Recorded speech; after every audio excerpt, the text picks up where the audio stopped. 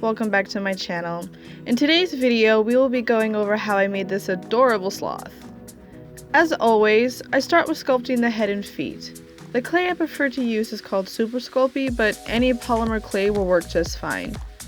I start with a lump of tin foil that I've squished into a rough head shape. I do this to save clay. I make the head lighter so it's less likely to fall over and bake more evenly in the oven. I start molding the rough shape of the sloth using my sculpting tools, especially around the mouth and eyes. And speaking of eyes, the clear round glass you see me using are eyes that I've purchased from Etsy. Once all the pieces were done, I baked them in the oven at 275 degrees Fahrenheit for roughly 30 to 45 minutes.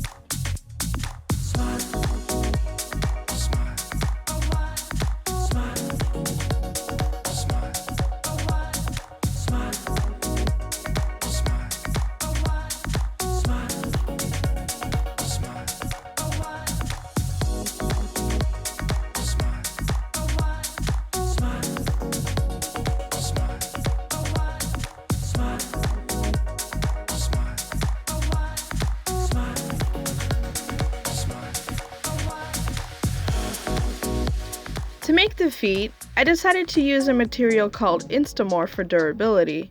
Instamorph are these tiny plastic beads that melt in really hot water and become moldable. If you use this, please be careful. As I've mentioned, you have to use very hot water and you can easily burn yourself. And I can't tell you how many times I've done that myself. So don't do that. The benefit of this is that if you want to adjust the shape at all, you just have to dip it in the water to soften again.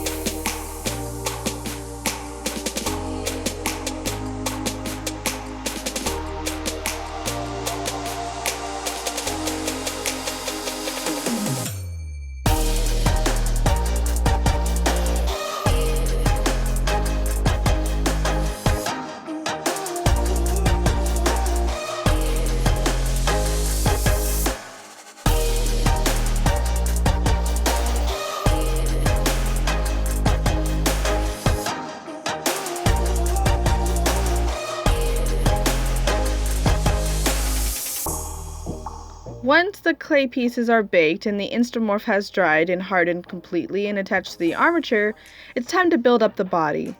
To do this, I use quilt batting. It comes in these long sheets that I cut into strips and just wrap around the wire over and over until the body's built up to my liking. I tend to build the body up just a smidge smaller than I actually like, just because I know the fabric for that I'm going to use is going to girth it up a bit.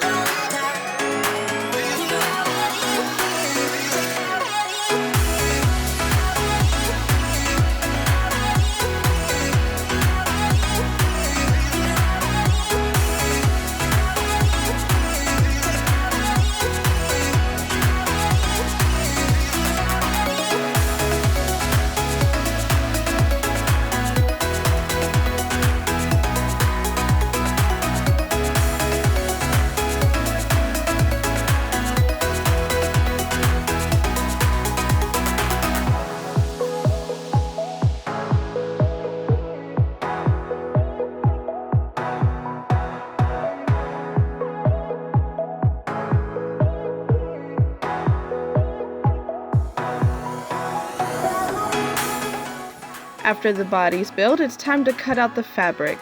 I lay the sculpture stomach side up and cut a piece of fabric the entire length of the sculpture. I then cut slits next to the limbs for the limbs to slide through. I trim it down so it fits nice and snug around the body and sew straight down the middle using a basic stitch.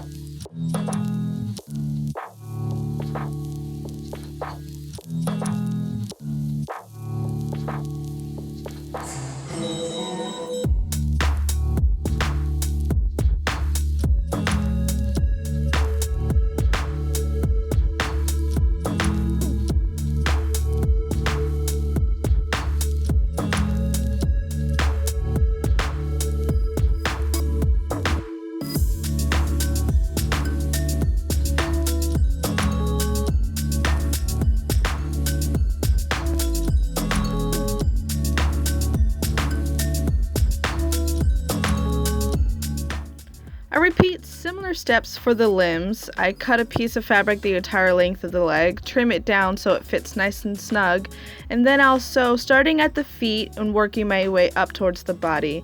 I join the limb and body fabric together using a ladder stitch so it's nice and seamless.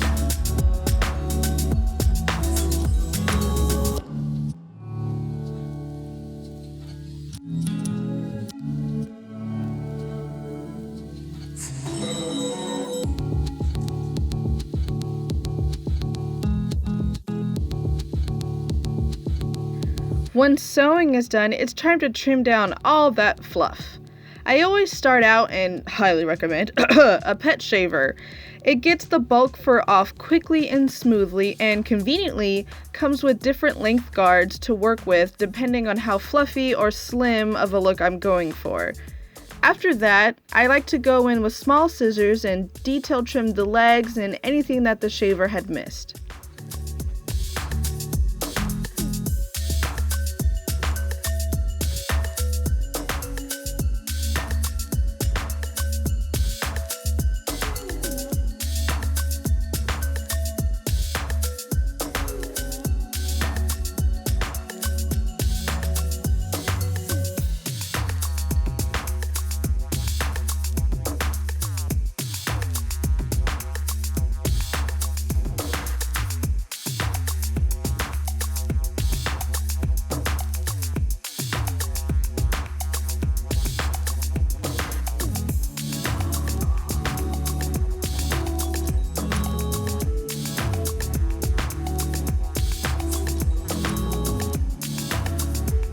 For painting, I use various acrylic paints. I'm just doing this in this case to mark out the markings and where I want to apply fur later on. If you guys would like to know how I apply fur to my faces, it's available on my Patreon page. I'll leave a link in the description if any of you guys would like to check it out.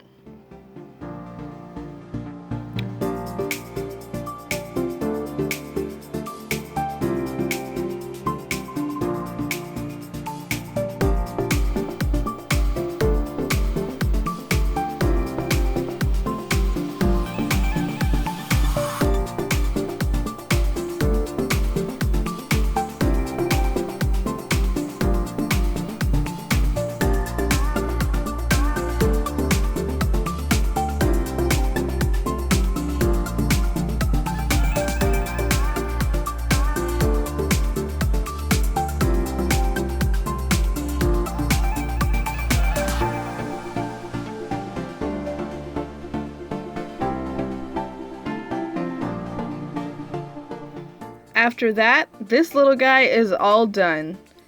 I have to admit, he was so cute and I had a very hard time letting him go once he sold.